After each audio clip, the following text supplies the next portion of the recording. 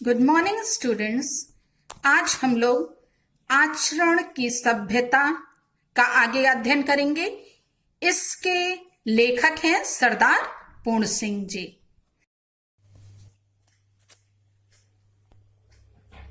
पुस्तकों में लिखे हुए नुस्खों से तो और भी अधिक बदहजमी हो जाती है। सारे वेद और शास्त्र भी यदि घोलकर पी लिए जाएं तो भी आदर्श आचरण की प्राप्ति नहीं होती। आचरण प्राप्ति की इच्छा रखने वाले को तर्क वितर्क से कुछ भी सहायता नहीं मिलती। शब्द और वाणी तो साधारण जीवन के चोचले हैं। ये आचरण की गुप्त गुहा में प्रवेश कर सकते। वहां इनका कुछ भी प्रभाव नहीं पड़ता। वेद इस देश के रहने वालों के विश्वास अनुसार ब्रह्मवाणी है, परंतु इतना काल व्यतीत हो जाने पर भी आज तक वे समस्त जगत की भिन्न भिन्न जातियों को संस्कृत भाषा ना बुला सके, ना समझा सके, ना सिखा सके।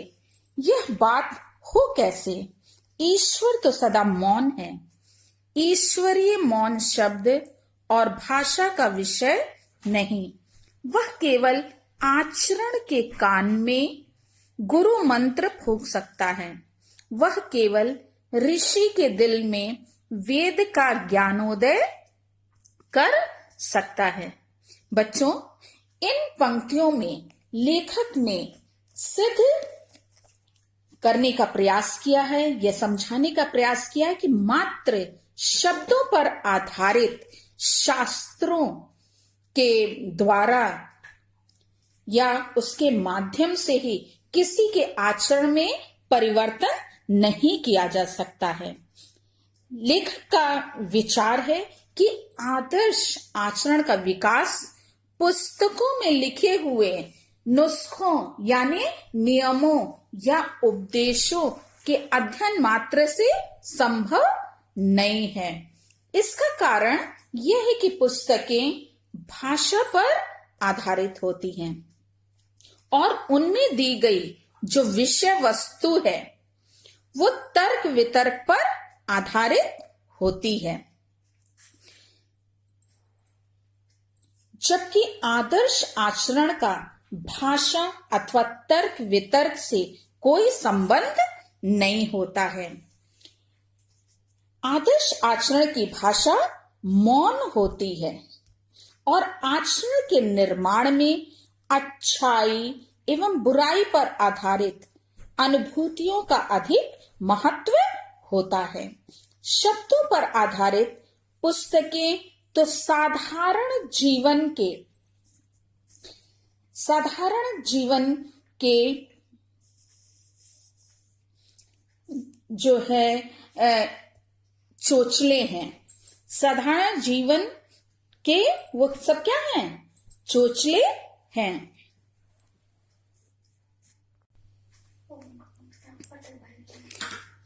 आगे है कि ये साधारण जीवन व्यतीत करने वालों को ही केवल क्या कर सकती है? संतुष्ट कर सकती है। आदर्श आचरण के विकास की दृष्टि से पुस्तकों का कोई महत्व नहीं है। ये तो व्यक्ति के जीवन में और अधिक भ्रांति उत्पन्न कर उसे भटका देती है, मतलब कि उसको दिशा भ्रमित कर देती है। हमारे देश के निवासियों का यह विश्वास है कि वेदों की रचना स्वयं ब्रह्मा जी ने की है। ब्रह्मवाणी होने पर भी यह संभव नहीं है कि मात्र वेदों का अध्ययन कराकर ही हम संसार के समस्त व्यक्तियों के आचरण में वांछित परिवर्तन कर सकें। इसका कारण यह है कि प्रभाव शब्द अथवा वाणी का नहीं वरन सदाचरण का होता है। प्रभाव किसका होता है? अच्छे आचरण का होता है। यदि वेद जैसे ईश्वरीय शास्त्रों के आधार पर ही किसी के आचरण में परिवर्तन संभव हो पाता तो अब तक उनको पढ़ने से ही सारा संसार क्या हो जाता? सदाचारी बन बन गया होता। वेद जैसे ईश्वर के द्वारा रचित जो है शास्त्र जो है स्वयं तो इतने भी सक्षम नहीं है कि वह संसार के समस्त लोगों को संस्कृत जैसी देववाणी बोलने, समझने और उसको सिखा सके। मतलब कि वो उसमें समर्थ या सक्षम नहीं है। हजारों वर्ष व्यतीत हो जाने पर भी ऐसा संभव नहीं हो सका है। यह संभव हो भी तो कैसे, क्योंकि ईश्वर क्या है, सदैव मौन है। ईश्वर शब्द और भाषा का विषय नहीं है, अर्थात शास्त्रों में प्रयुक्त शब्दों और भाषा के माध्यम से किसी के आचरण में परिवर्तन नहीं किया जा सकता। व्याख्यान, उपदेश और जो धर्म की चर्चाएं होती हैं अथवा शास्त्र तो केवल सदाचार के लिए आवश्यक गुरु मंत्र ही प्रदान कर सकते हैं। किसी ऋषि के उच्च कोटि का ज्ञान जो है प्रदान कर सकते हैं, परंतु सदाचरण के लिए आवश्यक नियमों और उच्च कोटि का ज्ञान प्राप्त कर लेने मात्र से ही कोई सदाचारी नहीं बन सकता है। आचरण में वांछित परिवर्तन किसी प्रेरकीय आचरण के प्रभाव स्वरूप ही संभव हो सकता है। इस प्रकार व्यक्ति के आचरण पर शब्द और वाणी का नहीं वरन प्रेरकीय आचरण का ही स्थायी प्रभाव पड़ता है।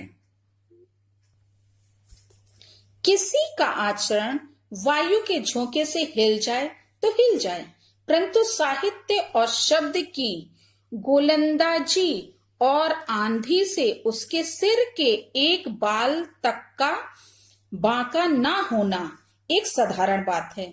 पुष्प की कोमल पंखुड़ी के स्पर्श से किसी को रोमांच हो जाए, जल की शीतलता से क्रोध और विषय वासना शांत हो जाए, बर्फ के दर्शन से पवित्रता आ जाए, सूर्य की ज्योति से नेत्र खुल जाए, परंतु अंग्रेजी भाषा का व्याख्यान चाहे वह कार्लाइल ही का लिखा हुआ क्यों ना हो, बनारस में पंडितों के लिए राम लोला रोला ही है। इसी तरह न्याय और व्याकरण की बारीकियों के विषय में पंडितों के द्वारा दी गई चर्चाएं और शास्त्रार्थ संस्कृत ज्ञानहीन पुरुषों के लिए स्टीम इंजन की फप शब्द से अधिक अर्थ नहीं रखते। यदि आप कहें व्याख्यानों द्वारा, उपदेशों द्वारा, धर्म चर्चा द्वारा कितने ही पुरुषों और नारियों के हृदय पर जीवन व्यापी प्रभाव पड़ा है, तो उत्तर यह है कि प्रभाव शब्द का नहीं पड़ता, प्रभाव तो सदाचरण का पड़ता है। साधारण उपदेश तो हर गिरजे, हर मंदिर और हर मस्जिद में होते हैं, परंतु उनका प्रभाव तभी हम पर पड़ता है जब गिरजे का पादरी स्वयं ईसा होता है, मंदिर का पुजारी स्वयं ब्रह्मर्षि होता है, मस्जिद का मुल्ला स्वयं पैगंबर और रसूल होता है।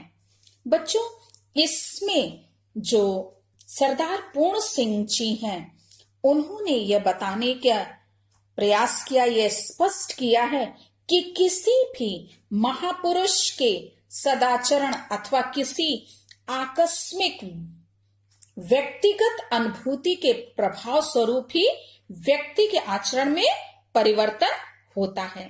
यहाँ सरदार पूर्ण सिंह स्पष्ट करना चाह रहे कि मनुष्य का आचरण जो है किसी भी परिस्थिति के झोंके से टकराकर बदल सकता है, किंतु साहित्य और उपदेशात्मक शब्दों के लगातार प्रयोग मनुष्य के आचरण पर कोई प्रभाव नहीं डाल सकते।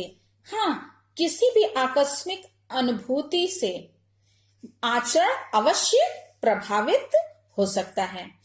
आचरण का यह प्रभाव वैसे ही होता है जैसे क्या है, फूल पर कोई फूल है और उसकी पंखुड़ियों के स्पर्श से हमें क्या होता है, आनंद की प्राप्ति होती, रोमांच उत्पन्न होता है।